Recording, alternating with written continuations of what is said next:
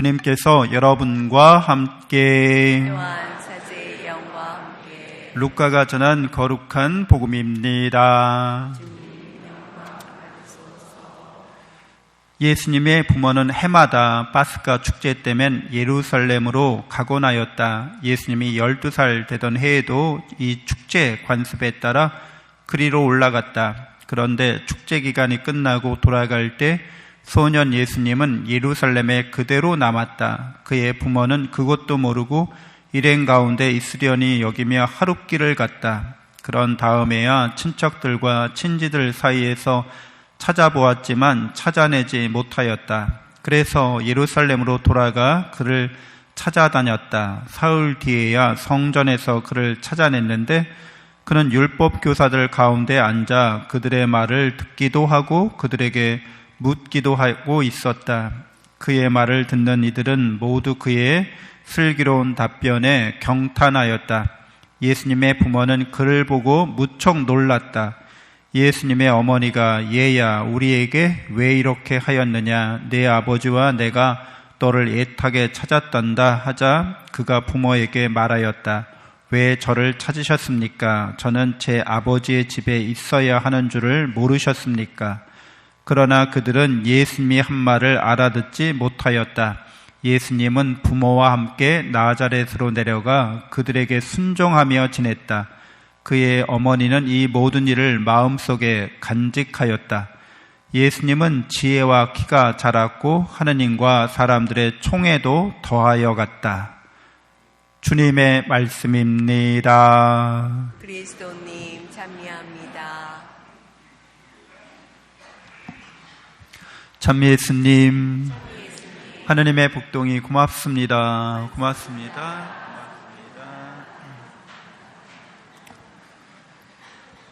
네, 성탄이 아직 8부 축일 내에 있고 이제 연말입니다. 또 이제 새해가 곧 다가오게 됩니다.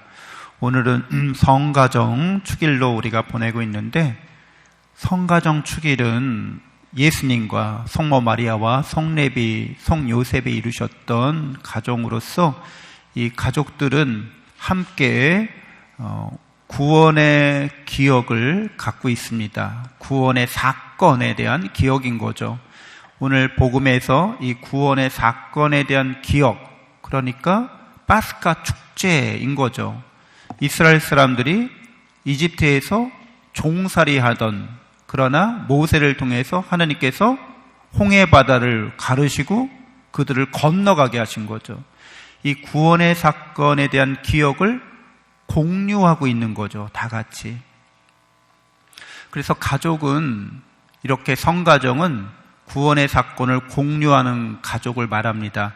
내가 구원받았을 때를 기억하는 거죠.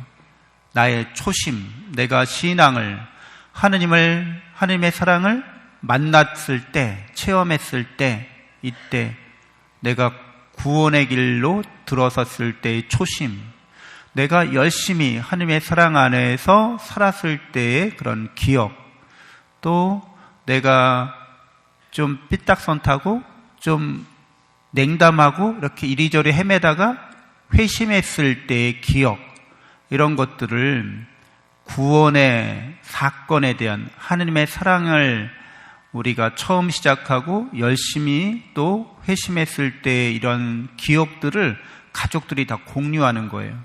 우리 집안도 어떻게 하느님을 만나게 됐는지, 내가 어떻게 신앙생활을 하게 됐는지, 신앙생활의 이 기쁨이나 신앙생활을 통해서 얻는 우리의 평화에 대해서 가족들이 다 공유하고 있는 거죠.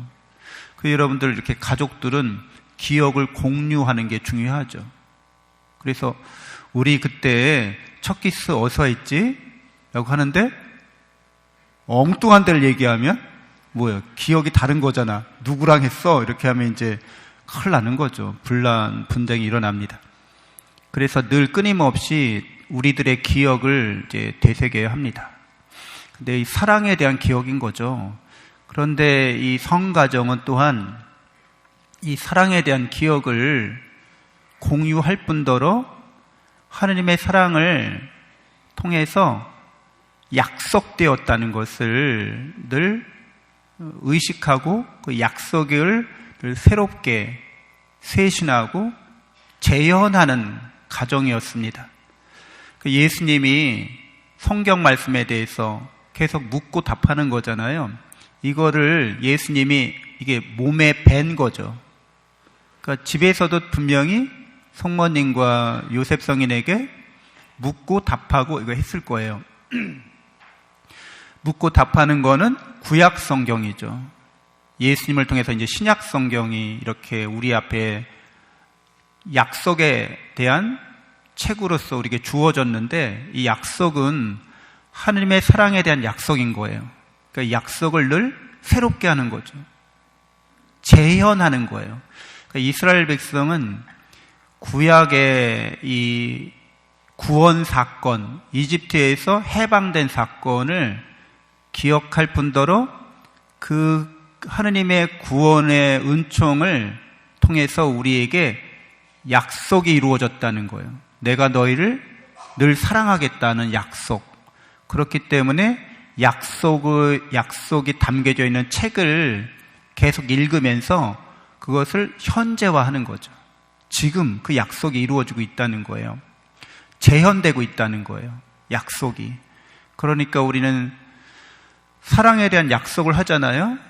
그래서 그 약속이 언제 이제 딱 사랑에 대한 약속이 언제 사건화돼요? 결혼식이라는 사건. 뭐 사건이라고 그러니까 좀 어감이 별로 안 좋죠. 뭐라고 할까요, 그러면은? 사건이에요. 이벤트였죠. 결혼식을 하는 거예요. 그래서 그 약속을 한 거잖아요. 공적으로. 근데 구원의 사건을 이렇게 약속했는데, 그리고 나서 끝인가요? 더 이상 그 약속에 대한 기억을 하지 않고 그 약속을 계속 새롭게 하지 않나요? 그렇게 새롭게 하자는 뜻으로 뭘 주고받은 거예요?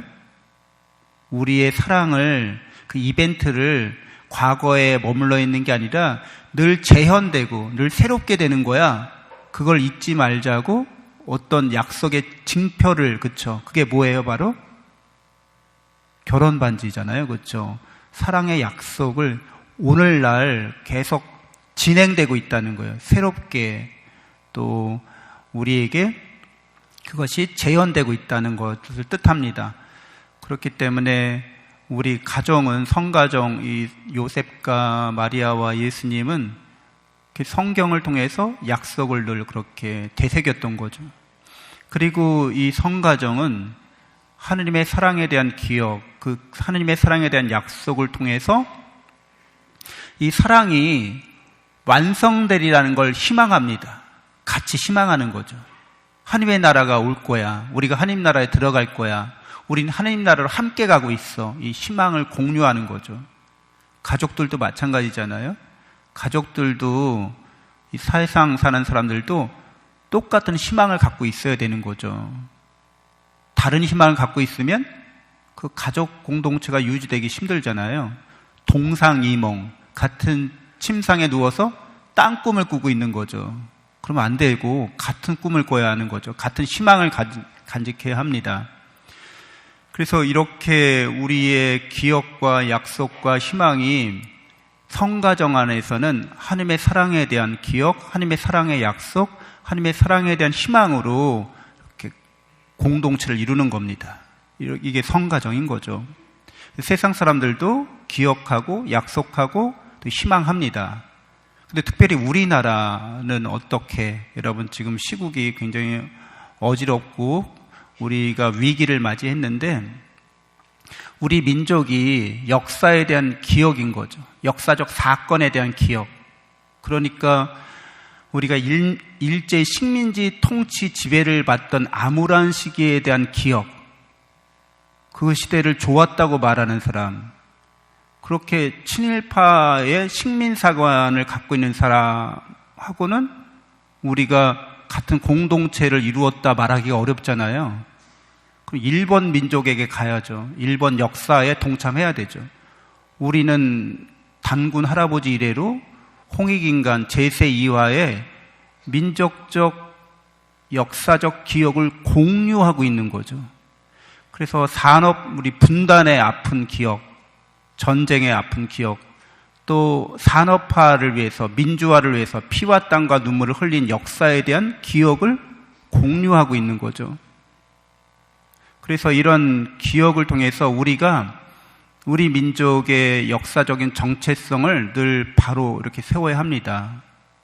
그리고 우리나라는 우리가 그 기억을 통해서 우리가 한 상호 간의 약속이 있죠. 우리 모두가 한 나라를 어떻게 이룰 건지 약속했잖아요. 그 약속이 어디에 담겨져 있어요? 헌법에 담겨져 있죠. 헌법적 질서, 민주적 절차 이런 것들을 밟기로 약속한 겁니다. 그 약속을 그러니까 늘 새롭게 해야 되는 거죠. 어느 누구도 헌법을 위배하거나 민주적 절차와 과정을 무시해서는 안 됩니다. 그것은 공동체를 깨는 위험한 행위가 되는 거죠. 우리 민족이 이렇게 헌법적 질서와 민주적 절차를 다시 회복하고 앞으로 나가야 합니다. 우리가 희망하는 나라는 어떤 나라인 거예요? 독재나 전제주의, 공산주의 이런 나라가 아니잖아요. 복지가 강화되는 나라, 인권이 신장되는 나라, 이런 걸 우리가 다 같이 꿈꾸고 희망하고 있는 거죠. 우리는 우리의 가정이 성가정이 되고 우리나라가 이렇게 민주화된 선진 복지국가가 되도록 기억과 약속을 새롭게 하면서 의식하면서 함께 나아갈 수 있어야겠습니다. 특별히 이렇게 우리가 하나님의 사랑에 대한 기억과 약속과 희망을 함께 올인원, 이걸 한꺼번에 하는 자리가 어느 자리예요? 미사죠. 이 미사의 자리가 그렇습니다. 그래서 이 미사를 통해서 여러분이 부르심 받은 거죠. 사랑으로 부르심 받은 거죠.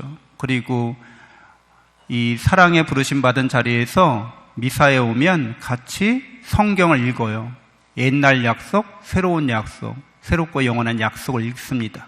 그리고 그 약속이 성체성사를 통해서 성취됩니다. 실현됩니다. 그래서 예수님께서 너희는 모두 이것을 받아 먹어라. 너희는 모두 이것을 받아 마셔라.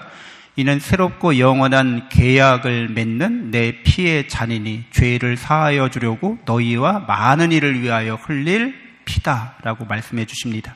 너희는 나를 기억하여 이 예를 행하여라 하고 말씀하십니다.